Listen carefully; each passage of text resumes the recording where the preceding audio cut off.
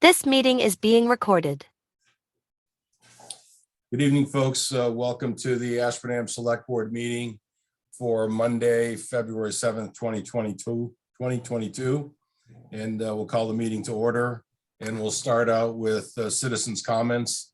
Are there anyone that has a comment out there for something that's not on the agenda?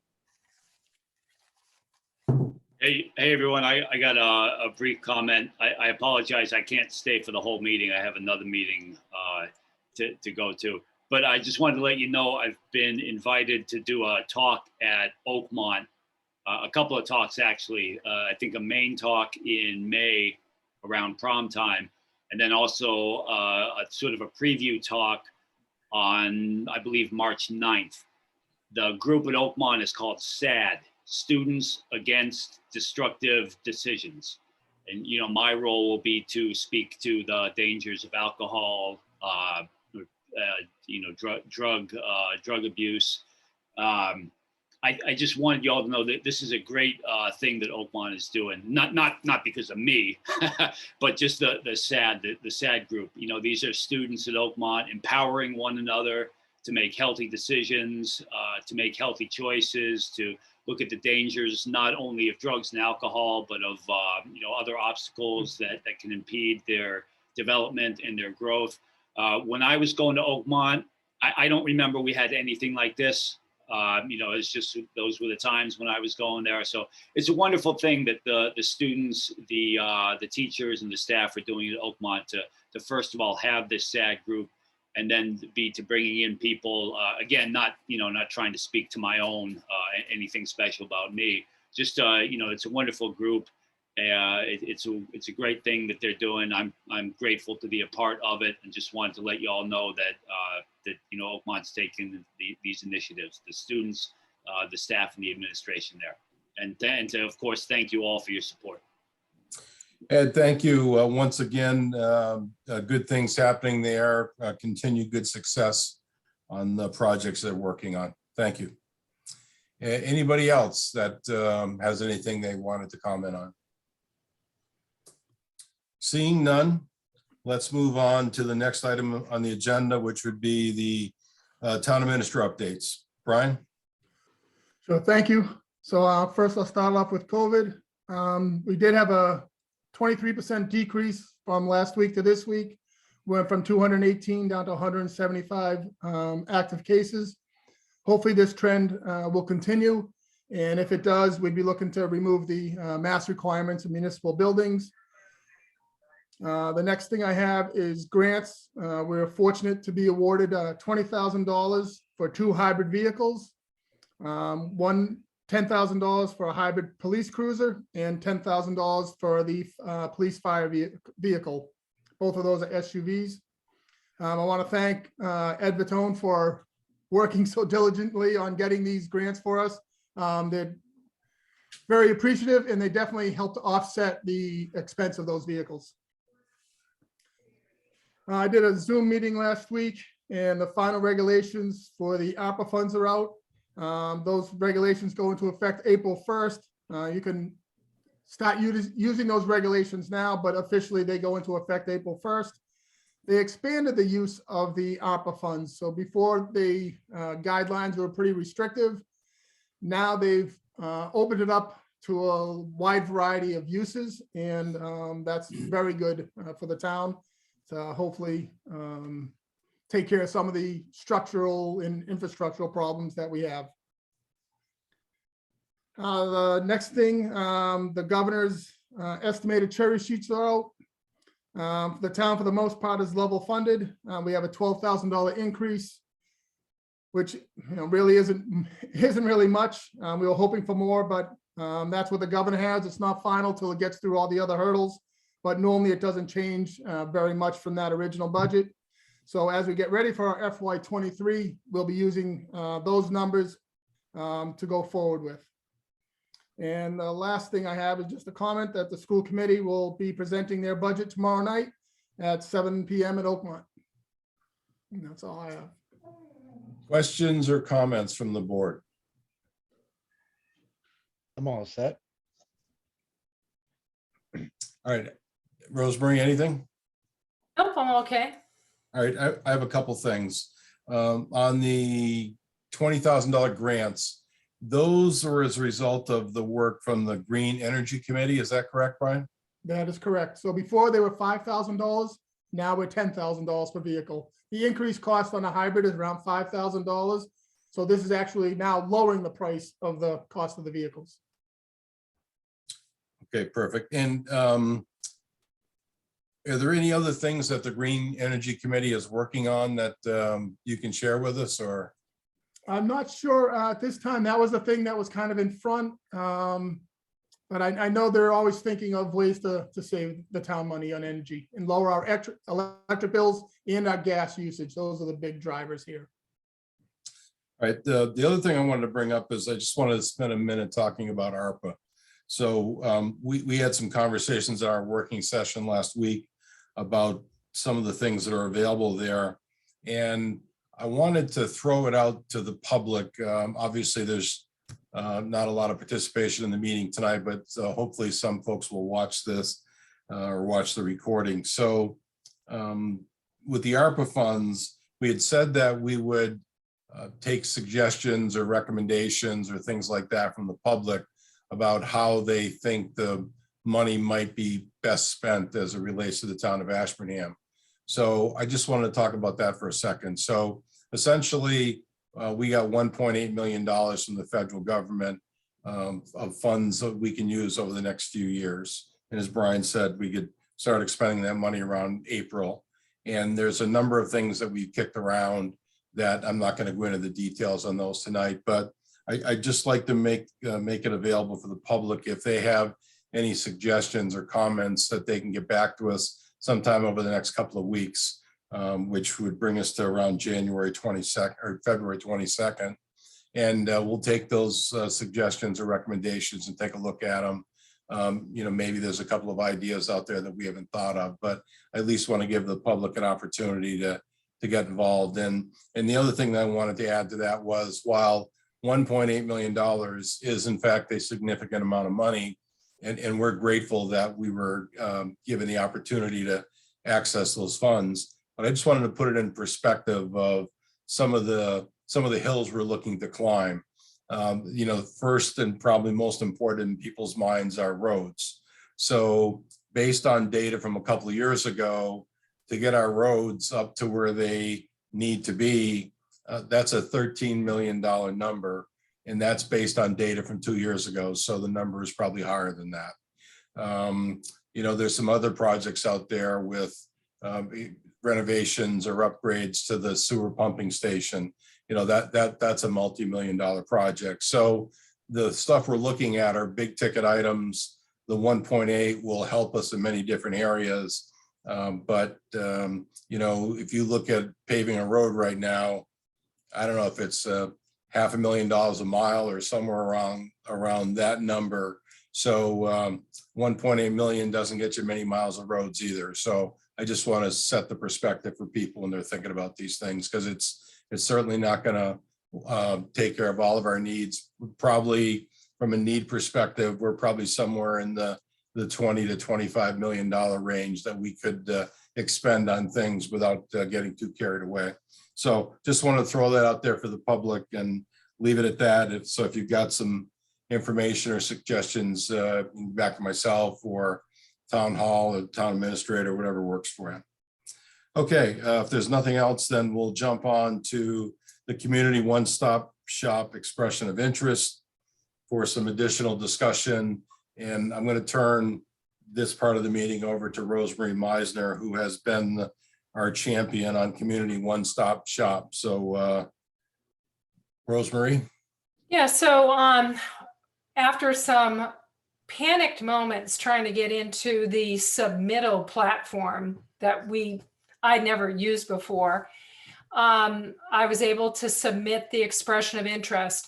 So the expression of interest is a voluntary listing of up to 5 project initiatives that Ashburnham would like state agencies to review and give us suggestions as to what the best funding vehicle would be, meaning what grant would we apply for in order to provide funding assistance to complete that project. Whether or not we as a community are eligible, they would get back to us on that. Helpful hints on other information that we need to provide in order to submit a strong application. So again, it was a voluntary document that we submitted on Friday with 5 projects. And the reason why I pushed to have us do this is because if we submitted it by last Friday, we would get feedback on 5 projects instead of 2 projects. So the 5 projects that we looked at, the first one was a grant that would help fund sidewalks and intersection improvements from Pleasant and Lawrence Street to the Phillipsbrook Bridge. So that project is going to be close to $1 million. So whatever we can get for funding for that, greatly appreciated. So that was the first one. The second one was a downtown improvement master plan. So this would be technical assistance from a consultant who would provide us with information in a master plan, like where should we put our public parking? Should it be on street, off street? What zoning changes should we make? Are we deficient in lighting, sidewalks, signage, how we can improve our signage downtown, outdoor dining, land use, should it be zoned industrial, commercial? Should we make the commercial zone larger or contract it? So that's a project that is under $100,000. The next project that we looked at was a project to extend the sidewalks up Memorial Drive, connecting Main Street to Chapel Street.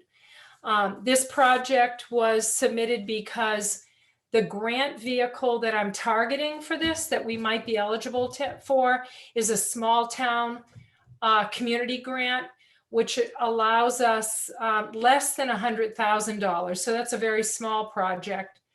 And the goal of that project was to connect community gathering spaces to downtown businesses, which is what this would do.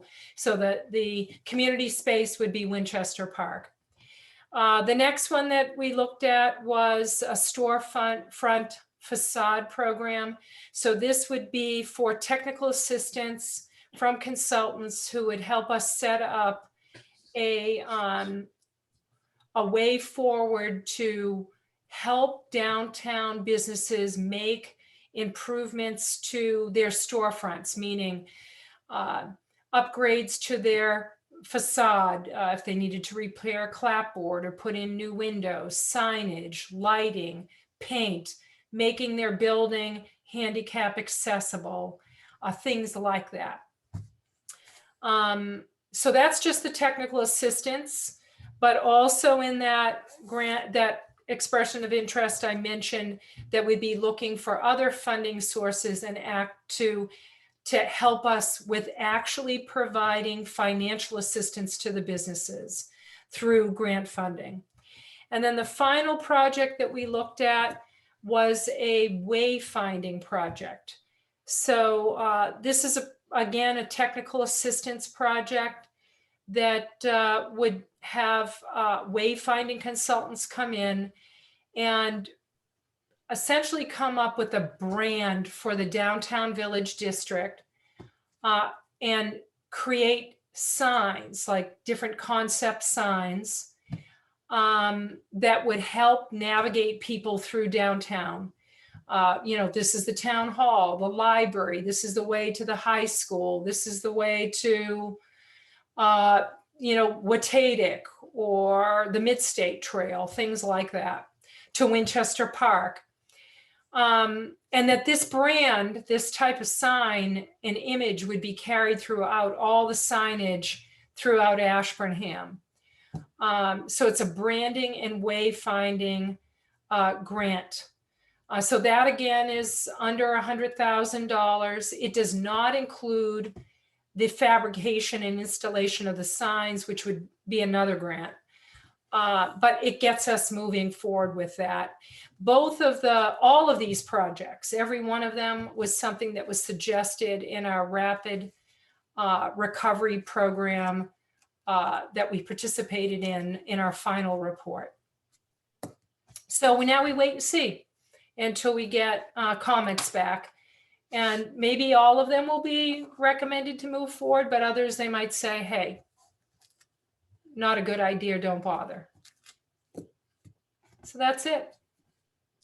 So Rosemary, this community I keep saying one-stop shop, but it's a one-stop expression of interest. This is a relatively new program for the state, and it rolls in 12 different grant opportunities into essentially one application. So what you've been working on obviously is that application for our 5 projects that are tied to those 12 grant possibilities that are out there. Is that correct? Correct. So what happens next is once we receive the expression of interest comments back, we'll know how to complete our community one-stop application.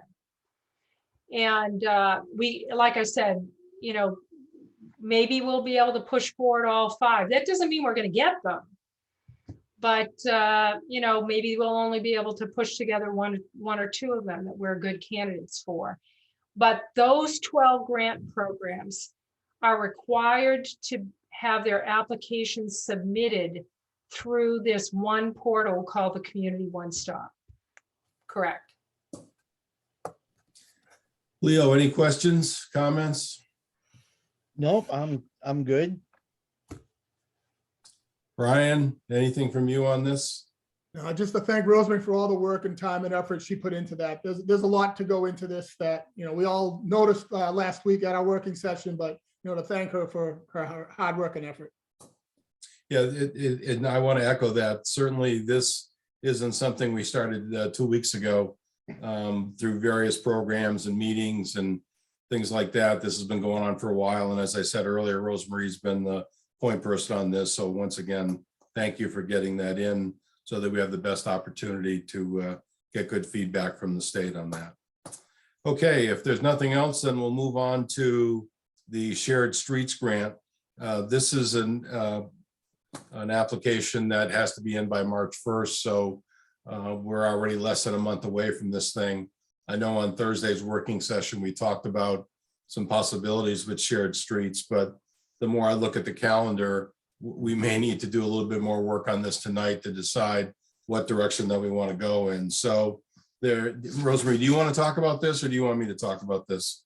Well, just a couple of things that I learned while I was researching the different projects that we submitted for the expression of interest.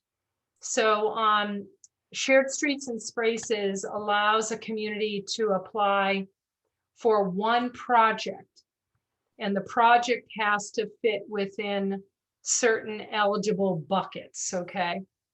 So one of them is called speed management. Another one is bicycle and pedestrian infrastructure.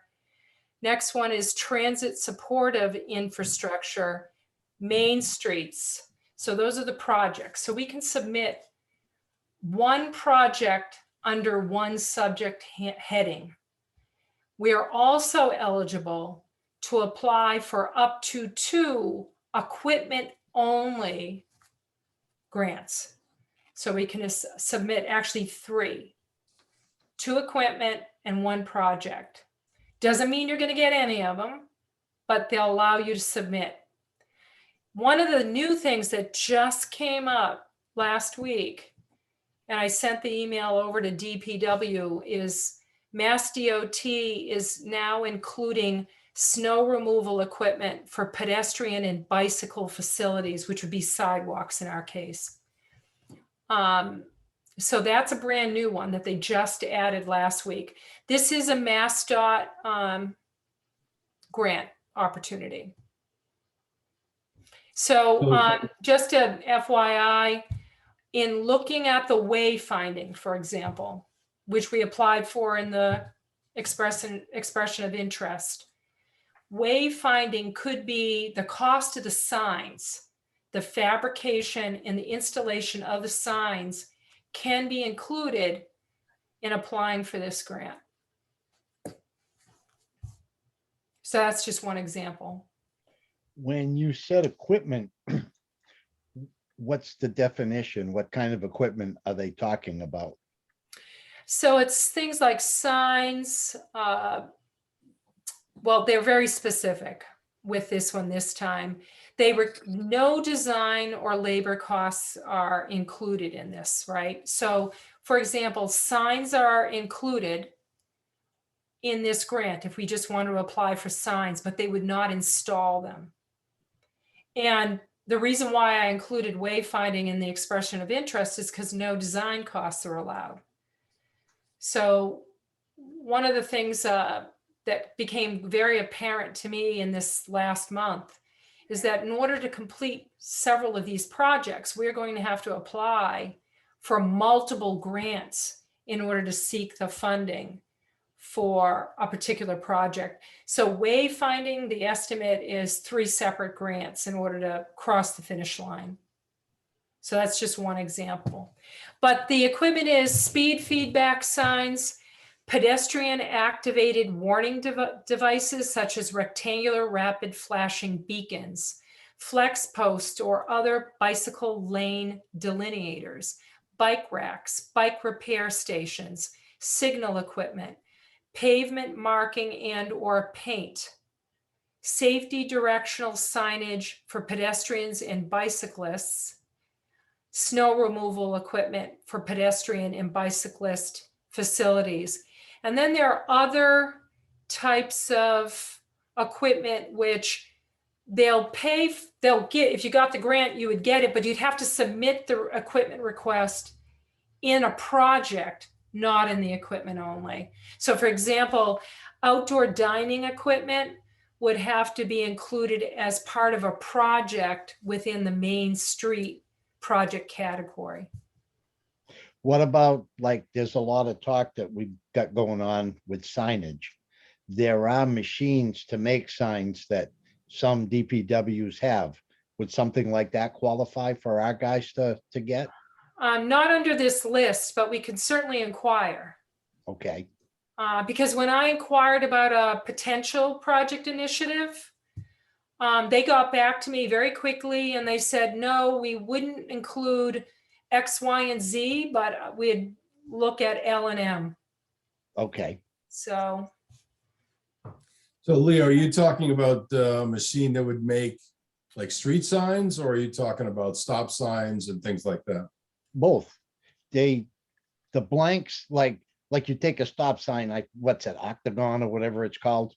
Well, that comes in a blank piece of metal, but this machine heats up and puts on the red and the lettering, and it makes various signs.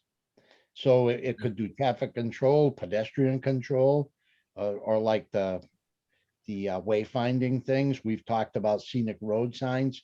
It could pretty much do everything we talk about and maybe cut the cost of what it would take to hire it out or purchase them from places. So to answer that question, under the bicycle and pedestrian infrastructure project category, they cover pedestrian or bicyclist wayfinding. Okay, So when I was talking to them about wayfinding, their suggestion was we put the signs and the installation in a project. so then the grant would cover the cost of the signs? Is that what you're saying? Yes. Okay, So if we were to get the grant for the wayfinding consultant, they would design everything, right? They would design what it would look like. They would go into the community and talk to businesses and determine what our needs would be. They would design the sign, and then they would develop a bid package that would go out to a fabrication company. okay, And then the grant for the fabrication could come from shared streets and spaces if we were to get that. But of course, like I said, we don't know if we'd get any of them. But, you know, that's why you have to sort of roll the dice and see what happens, right? that's true. So some of the things, when you think about this, for example, with the sidewalk project that we completed, we made the determination that we wanted to paint our crosswalks yellow. So you could apply to purchase the paint to do the rest of the sidewalks in downtown or in South Ashburnham, for example, because those are pedestrian crossings.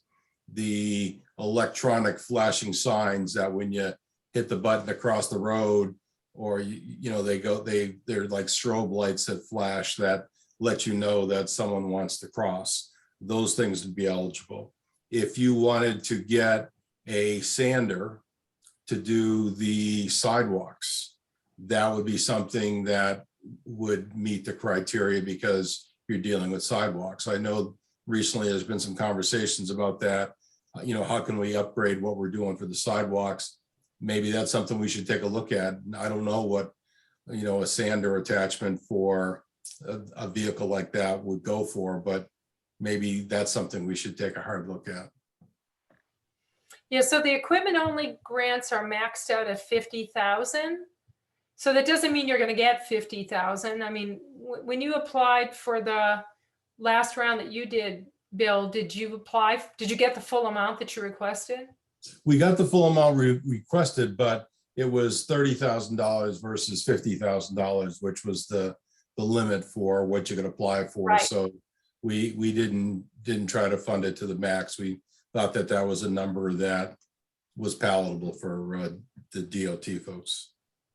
Yeah, and I agree with that. I don't think you should push the envelope on what we could get because I think they're probably more apt to give more grants, but at a lesser amount. I mean, they have a certain pool of money that's allocated for shared streets and spaces for this round. And, they want to help as many people as they possibly can. So from a strategy standpoint, it's probably better to stay underneath those grant limits. And these particular round of grant funding, you have until June 30th of 2023 to expend the funds. So it's a much longer window than what we had previous to that. I think it was only 4 or 5 months, and this is well over a year for this round of funding. So, Ryan, you have any thoughts about on the equipment side, what we could potentially use or go after? I think you're right. I mean, I think there's only 2 pieces we can apply for. If I'm correct, it's 2 equipment. I wouldn't mind another tracked snow blowers we have. I mean, behind town hall, all the way up to the library, this past week and last week has been pretty difficult. And sometimes to get the big sanders there with the cars that are parked up here, maybe another smaller sander, or like I said, the sander attachment for that one for the sidewalks. But something of that nature wouldn't be too bad. And I think it falls under the $50,000 mark. So. Yeah, the sander or salter, whatever they put on the sidewalk. I mean, when you go downtown, they obviously did the sidewalks. I mean, are they perfect? No, but then we got an ice storm and they froze over. And now I'll be honest with you, you can't even walk on the sidewalks because they're so icy. So it sort of defeats the purpose. We have these beautiful sidewalks, but unfortunately, because they're so covered with ice, what can you do? And, we don't have a way to sand or salt them. Yeah, sanding concrete's not good. So We don't want to. Sanding or salting? I'm sorry, salting. Yeah, salting's a bad thing. Well, it depends on what you're using. If you're just using road salt, that's a problem. And we got brand new sidewalks. We don't want to ruin them. No, but there are certainly ice melting things you can put out there that don't have the destructive nature that traditional road salt has. So, but we'd have to take a look at that because essentially that's what happened in the front of town hall when that was done out there. If you see the surface on the work that was done there a few years ago is all come off, and that's because somebody put the wrong type of salt on there and it ate it up.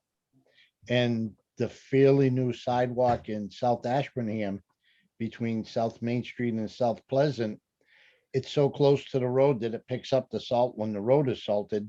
And that sidewalk has got some deterioration and it's only a few years old. Mhm. All right, folks, so what do you want to do with this? Do you want to come up with some ideas on the equipment side? Do we want to look at a project? You know, what's your pleasure on this one? Because again, we've only got a few weeks here, so we're gonna have to get moving on this. Well, I think if we apply, we're not going to get all three. So, if the priority equipment is, let's say, another sidewalk plow or snow blower and the sander, maybe that's one equipment only grant, and we go in under snow removal equipment, and we don't go for any other equipment. I like the idea of the signs with the flashing beacons and stuff like that, but we also don't have that downtown improvement master plan, which might be able to tell us where our critical needs are for that. I'd hate to install them and they're in the wrong places. And we also haven't received the corridor analysis that we're getting from MRPC this year on the UPWP. So I don't know if we're ready for that. I mean, we could always just get it and then put it off to the side and not install it. But, the way I read this, Bill, and you're the one who did the last one, could we do both? I mean, as long as we don't go over the 50K, could we, I have no idea what the snow removal equipment it costs. The snow blower that we have for the sidewalk also is a sweeper for the sidewalk. And that was roughly $120,000 when we got it. Oh, so we can't do that. It wouldn't be a So- machine like that. The email that I received from Mass Downtown Initiative said that most sidewalk snow removal equipment from DOT's perspective was between $5,000 and $25,000. So that's why they are putting it under this $50,000 grant. Unless they have something smaller than what we presently have. Yeah, I don't know. Maybe that's a Well, question for Randy. I think the vehicle you're talking about, Leo, is a multi-purpose type of thing where you can, have the augers, or you can change it to a sweeper and do things like that. And I don't know if that's the best way for us to go, but I just, you could get a John Deere with a snowblower attachment on it for less than $50,000. That's for sure. A 4-wheel drive, something on the smaller side that could probably do that same thing without it being $120,000. So Maybe we should have Randy look into it, because we don't want to buy something and then have him say, that's no use to me. no, or maybe it's just an attachment that goes on the back of our existing equipment. If that prices us out of the market, then Brian, how many pieces do we have for cleaning sidewalks? I think we just use that main trackless one. I think that's probably the one Leo's talking about. I think if we can get this salt sander piece of equipment on the back of that, as it goes by, you can, cover that or come back as it ices. That's a nice piece of equipment. Yes, I agree with you on that. So when I spoke to Randy about this initially, he said we had a 2018 trackless snow blower. That would make sense, because I remember when we approved it, Kyle was on the board then, and he had some questions at its price. So it's 52 inches wide, and our sidewalks are 60. Our new sidewalks are 60 inches wide. So any new sidewalks we put in will be 60 inches wide. And what are the existing ones? Do you know? He sent me an email and I can't remember. I want to say they were anywhere between 30 and 40 something, which is one of the reasons why they can't bring that snow blower down there. And Okay. easily get around like the light poles and sneaking like in front of the handicap ramp by the Ashburnham Family Medicine.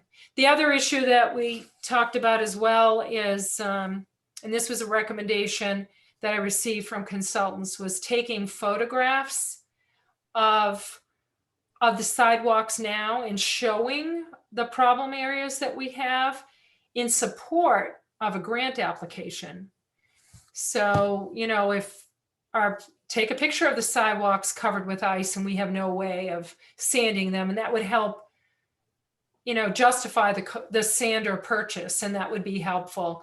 But if there was another piece of equipment that he thought that was out there, the recommendation was to take those photos. He did say South Ashburnham sidewalks that exist right now are much narrower.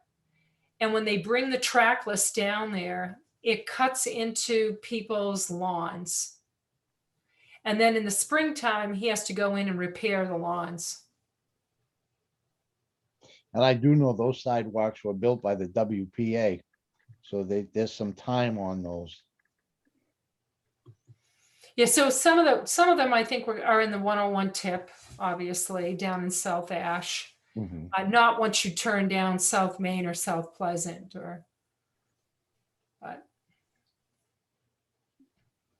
Rosemary, you were talking about those signs for the pedestrian crossings. yes. So I don't think we need a corridor analysis to tell us right in front of the intersection of 12, 101, in front of Creative Connections, that's a dangerous place for pedestrians to cross. No, I agree with you completely. But if we were to get the STRAP grant, which would do the whole Main Street, they're going to redesign those two intersections. Right, but they may redesign them, but unless they're going to tear some buildings down, I don't know how the configuration is going to change all that much. But you're still going to need to have. You're right. But where would you'd have to be prepared that they'd have to be picked up and moved.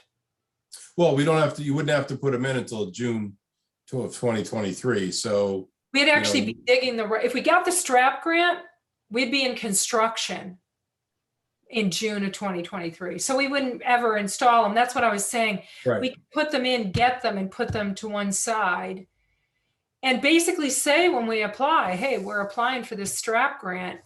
We have to, if we were to get this STRAP grant, we have to break ground in the spring of 2023 and do that project. It has to go out to bid in late fall, early winter of 2022, early like January 2023. That's a condition of that grant. So do we want to, I can I can get with Randy and see what the actual snow blower would cost, but I think it's going to be north of 50 to get that one. Check with him on the sander salter, look into some crossing flashing lights to see what the costs are on those. Maybe paint for the crosswalks. We can cobble together $30,000 to $50,000 worth of stuff on the equipment side. What about an actual project? So if we want to pay for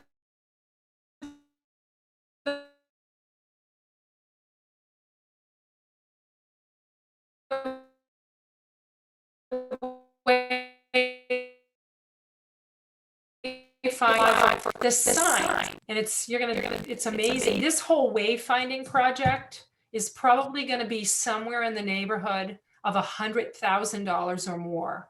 So that's design plus fabrication and installation. So those are the estimates I'm getting. So this project will not pay for the design. So that's why we had to apply for the other grants. So the fabrication piece, shared streets and spaces, is the recommended avenue for that. Either that or we pay for it out of pocket, in the free cash budget, whatever. But it's somewhere in the neighborhood of $50,000 to $75,000 in signs. Now that's if we get the wayfinding consultant grant that's large enough to allow us to include out beyond the village center signs. So for example, if we want to have a sign at the corner of 101 North that says this way to the Mid-State or Watatic, Mount Watatic, the distance is too great to just have that one sign and no other signs on 101. So you would have more signs down 101, and then at the end of 101 and 119, you'd have a sign that would point to the left. And then we wouldn't do anymore because now we're on a state highway. Same thing coming back. So if you're coming from Watatic and you're coming off 119 and you want to know, well, what's downtown or where is downtown? And we talked about this with the welcome sign, which DOT won't allow us to put on 119 because it doesn't meet, DOT requirements for a state highway. We would have signs along 101 that would say downtown village center. And it would be periodically so that people would know you got to keep going, keep going, keep going. Now, so the signs add up. So there's a lot of signs. So the other thing was by connecting the downtown signs to the signs that will point to outside of downtown natural resources, which we have many of them, they would all look the same. So it wouldn't look like, oh, we've got one grant and this is what they look like downtown, but we go outside downtown and they look completely different. And people know, they look for that sign. So it's all about, okay, I saw it when I came into downtown and this is what the signs look like. So the next sign I look for is going to be blue. And it's going to have this design pattern on it. And they just continue to look out for that sign. So we make it easy for them. So that's the why they suggested that we take two of the separate rapid recovery program projects that they recommended, the downtown village center branding and wayfinding, and the wayfinding to connect downtown to our natural resources. Because right now we have no signs to our natural resources. No one knows where they are. So direct them there. Like I had a conversation last week with Anna Wilkins from the North County Land Trust. Nobody knows how to get to the Kirby Conservation Area, which is in Ashburnham. They probably don't even know it exists unless they, know something about North County Land Trust.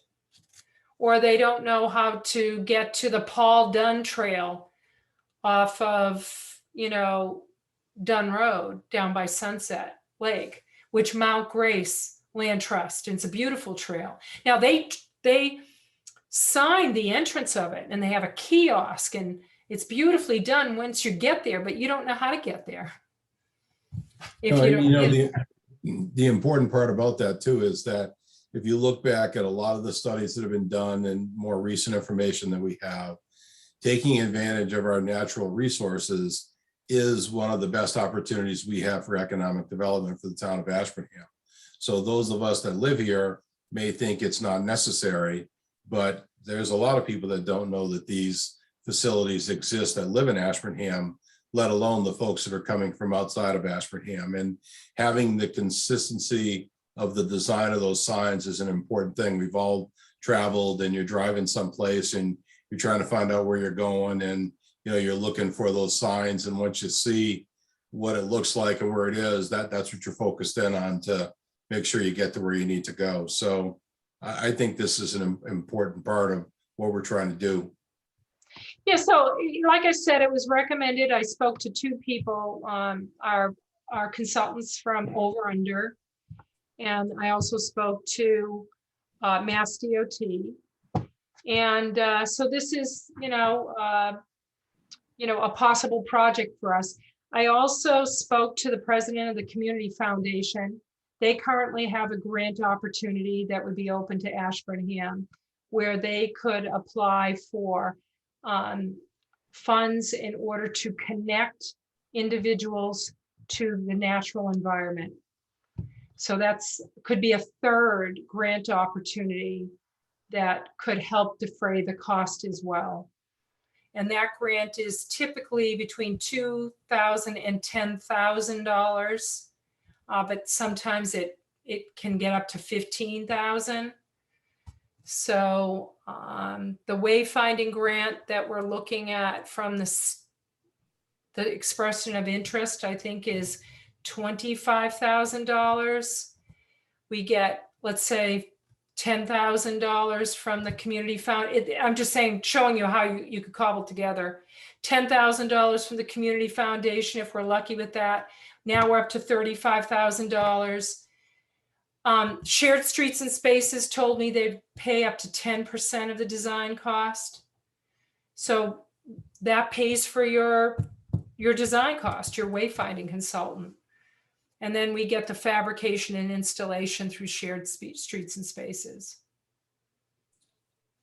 So based on that, then what do you think about splitting this up and doing the equipment ones and doing the bicycle and pedestrian infrastructure and doing the signs based on your explanation? What do you think about that, Leo? I think the bicycle and pedestrian, that seems to be a big deal today. So I would think that they put more effort into that than maybe some of the other things. And then I do agree with the equipment and the signage. I just have a funny feeling if we get limited, we'll get the pedestrian one over the other two. All the other towns I go in, there's all kinds of bike lanes and pedestrian things. It just seems to be a trend out there. Oh, that's the emphasis on the state. So particularly under Charlie Baker, it's bicycle and pedestrian infrastructure. I don't know how long it's going to last. I mean, he's not running again, but that's a big deal. And also the Complete Streets, that's federally funded. So that's Complete Streets is pedestrian, improving pedestrian and bicycle access and de-emphasizing motor vehicles. So, yeah, so I think that, you know, hey, the opportunity comes along once, right? You either grab it Exactly. and you take that leap, or you say, okay, it's not a priority for me, but if it ever comes in the future, you're going to have to take it out of pocket, right? Yep. The other caveat with all of this is we could get this Shared Streets and Spaces grant, but not get the technical assistance grant. So here we are, we have the ability to buy the signs, but we don't have the consultant. So now we have to find a way to pay for the consultant. To know right? what to buy. Exactly. So that's, you know, that's the way it is with all of these grants. I have to, you might be able to get one piece, but then if you don't get the second piece or the third piece, how are you going to fund the rest of it? It's like the storefront improvement program. We could get the technical assistance, but then how do we implement it if we don't get another round of grant funding that will help the provide financial resources for the business owners? Exactly. So, you just have to decide whether or not you take that leap of faith. Got to take the leap of faith. That's what it's all about. You got to go for it. So then I guess it's agreed. See, I'm not hearing any objections that we'll take a look at applying for on the bicycle and pedestrian infrastructure piece with the signage that Rosemary talked about. And then on the equipment side, we'll take a look at possible snow removal equipment for the sidewalks, sanders, salters, things like that. And I'll get some pricing on street crossing signs just so we'll know what those are going for too. So Bill, I just noticed that under bicycle and pedestrian infrastructure, they include pedestrian upgrades at intersections, including rectangular rapid flashing beacons. Yeah, I'm looking at that right now. Yeah. Yeah, so we might be able to get that rolled into the project because the project is $200,000. And we'd only be looking for somewhere like for wayfinding 50 to 75. And then we would pull that out of equipment only and just go for the snow removal equipment. And that would be lower. Okay, so So do you want, all different Here's ways an to play it. here's an offer you can't pass up. You want to split the arrangement on the shared streets, and I'll work on the equipment side, you work on the pedestrian and signage side? Sure, I'll do that because like I said, I've already talked to people about that one. So yeah, I'll do that. All right, Leo, you okay with that? Yep. You're gonna Okay. check with Randy to see what would work for him or his department? Yeah, I'll reach out to him and get an idea of what's going on. And I want to get a look at that piece of equipment and see what, is there another piece of equipment that we could buy that would do a similar thing for us that may turn into more of a multi-use piece of equipment without the expense of the, so anyway, I'll talk to him about that. And Brian, are you okay with that if I talk to Randy? Yeah, I'm okay with you talking to Randy, and just let you know, we had that donation for the cemetery money last year. We're looking to get at least one, if not two, new John Deere mowers, the 700 series. You can easily put on snow throwers or things on those pieces of equipment also. So when we talk to Randy, I think we need to bring those into the discussion also. Okay, very good. All right, anybody have anything else on shared streets? All right, then we'll move on. Up next are appointments. So we have two different appointments to talk about. We have the Cultural Council. They've recommended Brett Posa to be a new member of the Cultural Council. And Mary, did you send that application over to everybody, or was it on OneDrive? It's on the OneDrive. Yeah, so everybody should have that. So I'd be looking for a motion to appoint Brett Posa as a new Cultural Council member. I move that we appoint Brett Posa to the Cultural Council. I'll second that. Okay, moved and seconded. We need to take a roll call vote. So Bill Johnson, yes. Leo Jansen's yes. Rosemary Meissner, yes. Okay, thank you. Next up is the Celebrate Ashburnham Street Fair Committee. We have 6 people that have sent in applications that I believe everybody has received that are looking to get appointed to that committee. And they are Patricia Johnson, Steve Coswell, Karen Mattis, Barbara DeVito, Rebecca Sinclair, and Hank Parkinson. So I'd be looking for a motion to appoint those 6 individuals to the Celebrate Ashburnham Street Fair Committee. I move that we appoint the 6 individuals whose names are printed on tonight's agenda to the Celebrate Ashburnham Street Fair Committee. I'll second that. Moved and seconded, roll call vote. Bill Johnson, yes. Leo Jansen's yes. Rosemary Meissner, yes. Okay, very good.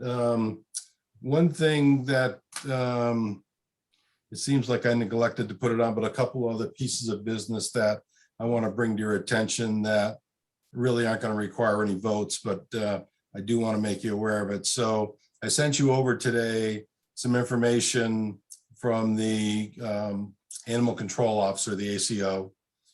And we are going to need to have a public hearing on a nuisance / dangerous dog, actually a dog hearing, to deal with the, I guess, a multiple offender in the dog category. And I'm recommending, based on conversations with the police chief and the ACO, that we schedule this hearing for Tuesday, March 1st at 6:30 p.m. at the Public Safety Building. I've spoken to town council, and based on her recommendation and others, it's recommended that this not be a part of a regular Board of Selectmen meeting, that we do this separately. So by doing it on a Tuesday, we'd be able to do that. And this is for us is a significant legal matter that has to be handled in a particular fashion. I sent the actual complaint over to you folks today. It's lengthy. I think it's 32 pages long. So there's a fair amount of reading in there. So does anybody have any objections with scheduling that public hearing for March 1st? Yeah, I don't, and I saw somewhere in the email it was recommended to see if town council would be there. And with your communication, is that going to happen? You know, when I last spoke to her about this, she didn't really indicate to me that she needed to be there. I will have a follow-up conversation with her though, and see what more specifically I'll ask her if she's coming or if she thinks she needs to attend. She did send me, which I have not forwarded over to you folks yet. She did send me some specific formats of things that the way they need to be done, procedural matters, if you will. And it's relatively straightforward. You know, there's things we can do, things we can't do. There's a limited number of options that are available to us depending on what we find out. We will have potentially witnesses for both the prosecution, the defense, if you will.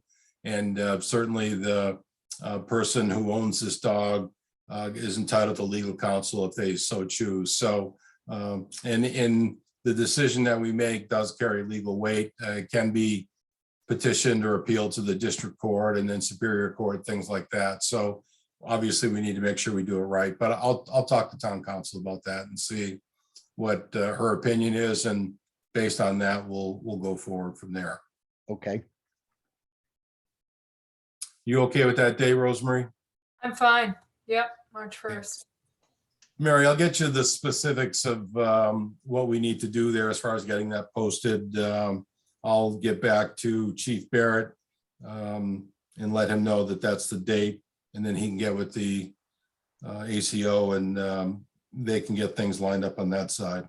So thank you for that. The next is a few weeks back, I had sent an email to Senator Comerford, who's our new representative or our new state senator, as the redistricting has happened and Ann Goby is no longer officially representing Ashburnham. She is still, however, working during the transition with any constituent issues that might come up. But what I had asked is that they make arrangements, Senator Comerford's office make arrangements to come out and meet with us. So they're asking for some dates. My preference would be that it would be an in-person meeting, not a Zoom meeting. So I wanted to throw that out to you, see what your thoughts were on that, and what, from a timeline perspective, when you think we should try to schedule that. didn't they say something in an email that it's not going to take place for a few months, or did I misunderstand that? They did say that. They did say that. And to be quite frank with you, I'm not buying that for a minute, Okay, because redistricting has happened. And I think that the many other senators who have been redistricted have already met with their constituents and made arrangements and are working on their behalf. Never met Senator Comerford, don't want to say one way or another, but their preference was basically wait till the fall. Well, they're going to be up for election in the fall, and the citizens of Ashburnham are going to be voting for these individuals. And I think it's imperative that we make contact with them and let them know what our expectations are and what our needs are. As you've said before, Leo, it's going to be a tough act to follow between Ann and then Senator Brewer prior to her. Yep. They've taken pretty good care of us historically here. And we are at the outer reaches of Senator Comerford's district. She basically is over in Amherst and that neck of the woods. So that's where the vast majority of her districts are, towards Western Massachusetts. So we're on the outskirts. and where we've also been spoiled is Senator Brewer and Senator Goby. They come to town when it's not an election year. And to me, that in itself means a lot. No, that's accurate. They've been very helpful to us over the years. And, you know, Senator Goby certainly will be missed. Rosemary, what do you think about as far as the timing of this? Well, you know, her chief of staff has offered to come out to a regular scheduled meeting with the select board. And,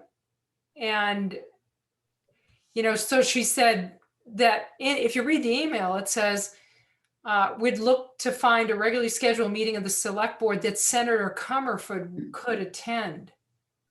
So I don't think that's off the table. I just think it's a matter of let's throw out a date and see if she, if she can come.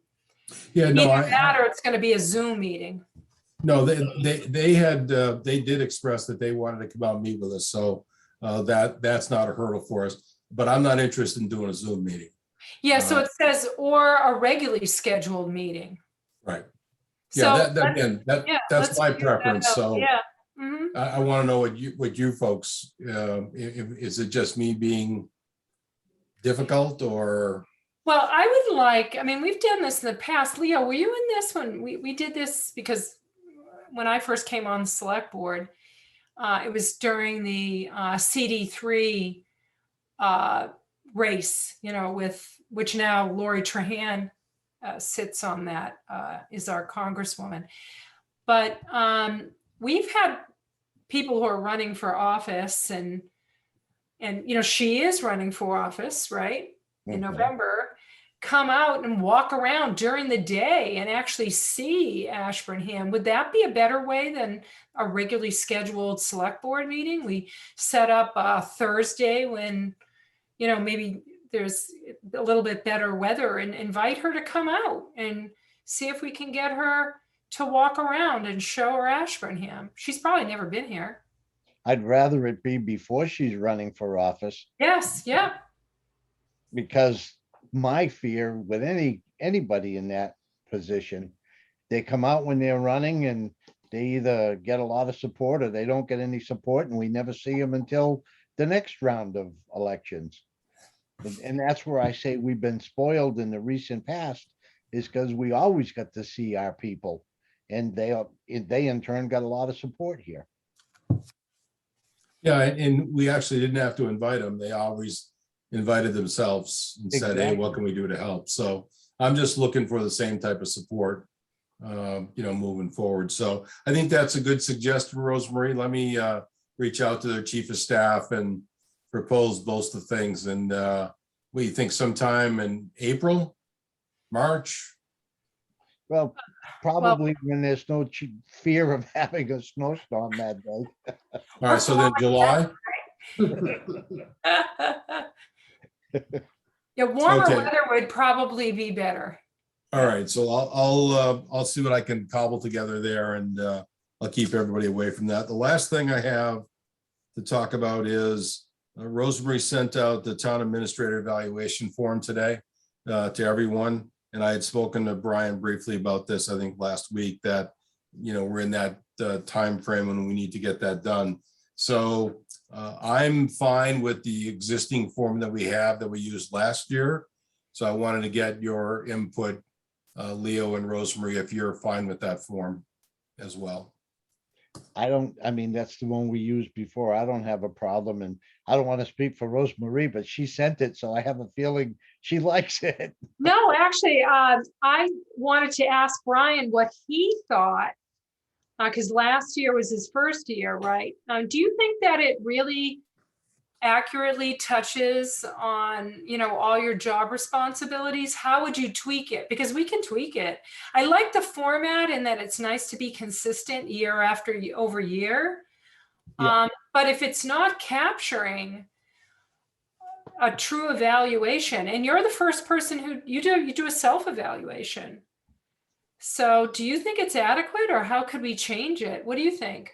Tell you the truth, I saw her come today. I was straight through with the budget till about 10 after 6 today. So I didn't know, but I remember last year it was pretty good. I didn't think it missed too much last year, when we did it.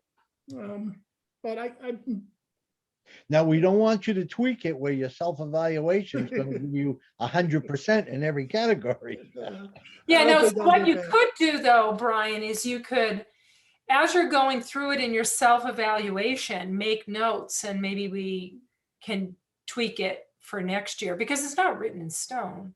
Sure. Yeah, that's a great idea. That's fine.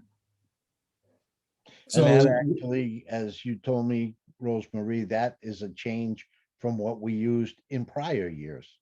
Correct. so what are we looking at for a timeline here, folks? How long did we give Brian for the self-evaluation last year? 48 hours? 24. Well, in support of Brian, when I'm looking at the calendar, this is a rough month. So 48 hours is probably not, realistic, but yeah, what do you think, Brian? We got a lot of meetings set up this month. We do. I mean, our next meeting's the 22nd, and, No, I don't can we find have, time. we have Go one the ahead. 17th. Yeah. And are we still meeting on the 17th? We are. We are. The 17th, the 22nd, and the 23rd.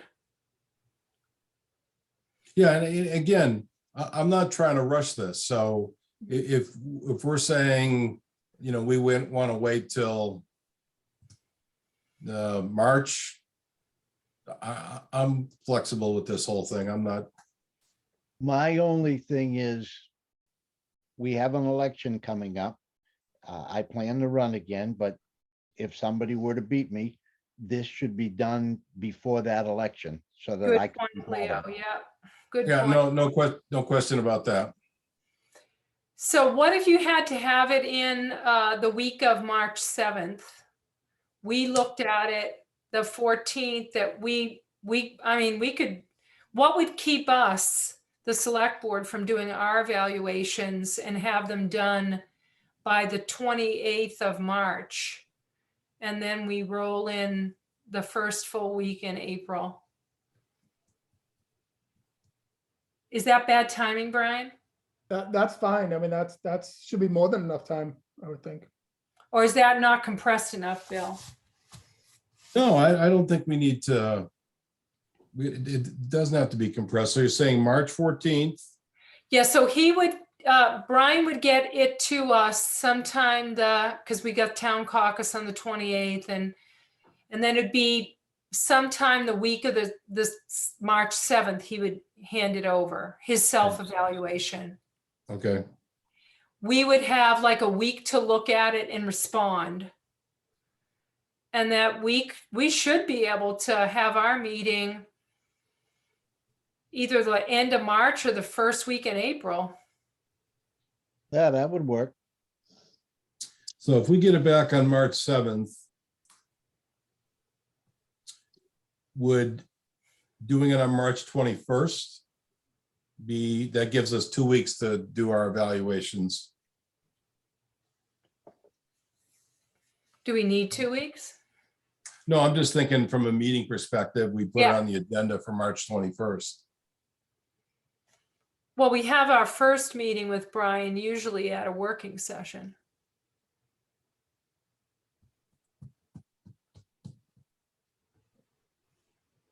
Well, there could be one of those in our futures before that then. How about St. Patrick's Day? And then the final goes to a definitely a public meeting where, Well, they're all public. They're all public. no, But, lack yeah. of a better term, a meeting where more people are going to see what the results are. Right, because what we have to do is we do our meeting and then we compile everything into one evaluation. And then that would be like at a meeting where it's Exactly, televised. exactly. All right, so what if we did, we stick with the March 7th for Brian getting his self-evaluation back to us. We schedule the public review, but they're all public. So March 21st, the select meeting of the 21st, we would actually do it then. And somewhere between there, we'll schedule another meeting. I just don't know what it is right now. Maybe it may be the 17th. That looks like it might work. Does that work for everybody? That's a quick turnaround for if we meet on the 17th for us to compress it into one application, but maybe it won't be, no, one evaluation. a Well, let's- compiled evaluation. Let's target it for that. And Okay, if that looks like it's going to be problematic, then we'd be looking at April 4th. That would work. yeah. Or do you want to just schedule it for April 4th and give us the time?